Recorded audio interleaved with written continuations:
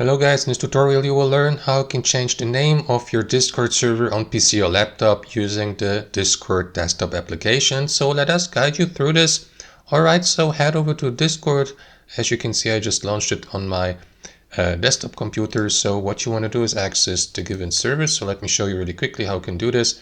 So let's say you're in the direct messaging overview here of your Discord account. Simply navigate to your server. You will see the list of servers you have joined or the servers you own here on the left sidebar.